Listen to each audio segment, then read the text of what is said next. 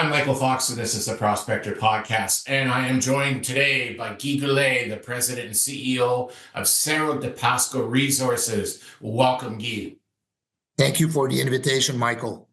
It's a pleasure. I've been following this story for quite a while, and I'm excited to talk to you about the results on the tailings. But before we do that, for those that aren't familiar with Cerro de Pasco Resources, let's give them the quick overview of the company and what you're doing. Okay, so Cerro de Pasco was at some point the largest gold, copper, silver mine in the world in the Andes of Peru, discovered by the Spanish in 1630, financed by Mr. J.P. Morgan himself in early 1900. He put tens of millions of dollars, which is today the equivalent of billions of dollars, into Cerro de Pasco. At some point, as I mentioned, Cerro de Pasco was the largest copper, silver, gold mine in the world. They extracted from that pit over the years 300 million tons. Some of it was processed, some of it was stockpiled. So what we own, Cerro de Pasco Resource shareholders, we own the mineral rights on the stockpile and these tailings. So we own the mineral rights on what we expect to be the largest above ground mineral resource in the world. So we did intense due diligence, compiling monthly report from 1906 when Mr. J.P. Morgan made the investment until 1992 when they stopped sending materials in these tailings. And we end up with the number, which is 430 million ounces of silver equivalent above ground. So what we had to do, we had obviously to perform some drill holes. So it took us a long time to get permitting to perform 40 drill holes to confirm that resource. And at the end of the day, we had the government of Peru, the president, to sign a forced easement to enable us to perform those drill holes. So we did, and we complete the campaign lately. So 40 drill holes have been drilled, and we have issued so far results of 32 of them. Yeah, so 80% of the results from these 40 drill holes are in, and so far so good. They're confirming exactly what your back of paper data analysis going back to the 1906 is confirming. That analysis that the minerals in fact are there, correct? Michael, they are exactly what we expected. Numbers are exactly what we expect they were to be. Copper's a little low, but there's 8 more holes to come, and copper is more to the southern part of the tail of these tailings. So we will catch up on copper. But we had kind of a big surprise. Yes, tell me about the surprise, because this is absolutely remarkable. We've got 52 grams so far average of gallium and 20 grams of indium per ton. Check on TV every day, they're talking about that tech war between China and United States. Gallium price is just moving to the sky right now. United States needs a lot of gallium. Gallium is going to replace silicon in those chips. United States do not produce any gallium. Gallium, 94% of it come from China, and China just banned the exportation of gallium, germanium, and antimony to United States. So it's becoming very interesting for us. Let's recall today, 1 ounce of gallium worth more than 1 ounce of silver. Wow. And, you're going to have a locked-in partner that's in this hemisphere that's not going to be able to buy it from anywhere else, are they? Well, we expect right now, I'm going to do another expectation. We think we got the largest above-ground gallium resource on the planet. It's difficult, by the way, to exploit gallium. It's a tricky metal. So far, let's see what we get on the next hole, but we are at 52 grams per ton. It's 2 ounces. It's very, very good, Michael. Yeah, that's those are big numbers, especially with gallium on the rise and already worth more per ounce than the silver content. Um, so there was no hint whatsoever of gallium and indium mentioned at all in all this data. I'm guessing that's simply because there was no need for these products coming out of this mine way back in the 1900s. Is that a safe assumption as to why this has been overlooked, or was it just simply overlooked?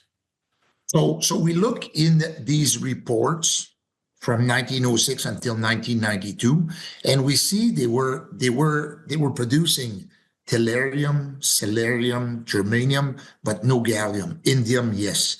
But at the time, those critical metals were worthless. So nobody talk about that. But today they are really critical. So they ended up in the stockpiles just because nobody wanted them back then. Well, they're ending up in these Yes. tailings, okay? And we'll have as much in the neighbor stockpiles, as you said, you just mentioned. Okay. So, that's one of the brilliant things is sometimes with these older projects like this, when they come back to life, there's things in them that had no value back then that have value today.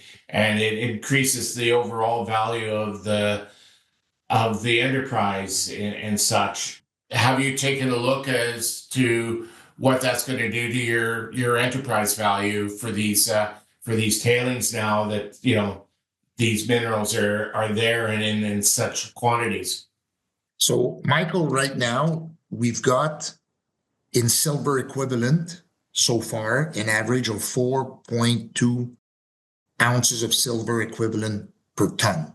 This gives us an in situ value of $168 US per ton. So if we add the gallium and the indium, the in situ value now moved to $228 US per ton. And the average of silver equivalent now moved to 6.5 ounces. It's like, plus it's above ground. Let's recall 40% of producing base metal, critical metals, or precious metal is mining. There's no mining at Cerro de Pasco. Everything is above ground. So if you want some numbers, we did some models. There are a neighbor facility, 2 flotation facilities we can use. They're presently processing or are able to process 10,000 ton per day. Okay, they're old facilities, old Jameson cell. We expect if we use those facilities, we're going to be able to recover something like 42% of the metals, which will give us like annual cash flow of $148 million, profit and life of mine $3.2 billion US. So now, if we decide to build a modern facility, it's going to move the profit of life of mine from 3.1 billion to 7.4 billion dollar US.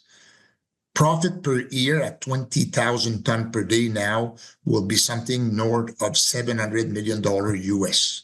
Wow, It's 1.1 billion dollar Canadian cash flow. the economies of scale of modernization are definitely there, and it will probably well worth the investment. Yeah, well, the payback will be within months. So we're doing different scoping study right now to decide, are we going to use the neighbor facilities or we're going to build our own facility? This project keeps getting better and better every time I sit down with you guys and learn what progress you guys have made, and all of this has been made literally in months from you receiving the easement to be able to go onto the land. So 32 holes have had returns. You talked about some of the expectations of the remaining 8 holes. After that's all done, what are the next steps and where does the company go from here? So 2025 right now, there's results of 8 more holes to come. We'll try to do that before PDAC. And then we have obviously start metallurgy. Probably we'll get some numbers in May or June. The good thing that will help us is we're going to get a TS6.V listing. There's a lot of Europeans in my network that do not have access to the Canadian Stock Exchange. So this will help on the volume though. In the next 1 or 2 months, metallurgy, 8 drill holes, TS6 listing, and probably at some point we will announce that we will expand the drilling campaign around our rectangular permit. So is this still the same tailings, or is this other tailings? Same tailings. But the holes, Michael, holes are so constant. Silver is there all the time, 1.6 ounce per ton every meter. Like it's so stable. It's a unique project. No mining, pro-environmental in 25 years. There's no more acid water produced there. So there's so many winning conditions in this project. We'll be very, very proud to present that at PDAC this year. Wonderful. Where's your booth located at PDAC, and are you doing a formal presentation? We're 26, 28 during PDAC. Wonderful. And is there a formal presentation happening so people can sit in, or they just have to visit the booth? No, we're not presenting, but what people are invited. Will be a lot of our group there at the booth, and we'll be answering all the questions. And we'll probably have those 8 holes and a compilation of the drilling campaign at that time, and probably a listing of the TS6 also. So much happening over the next few weeks here. As always, whenever I try and talk to you or Steve, it's busy, and everybody's going full speed ahead on this project.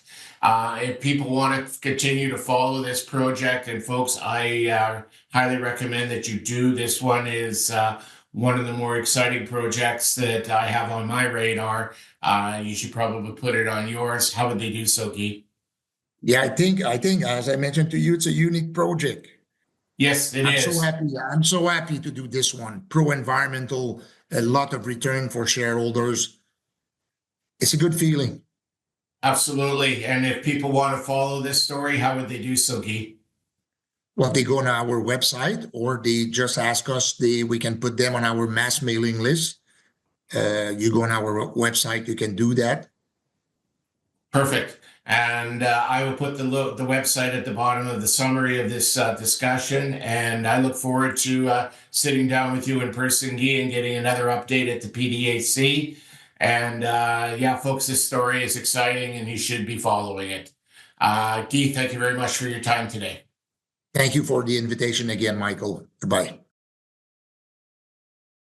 Cerro de Pasco Resources is a paid sponsor of the Prospector News. The host owns shares in Cerro de Pasco Resources bought at the market for investment purposes. The Prospector News podcast is for educational purposes only. The opinions expressed are those of the participants and are not to be taken as investment advice. Listeners need to do their own due diligence and seek advice of a licensed investment advisor.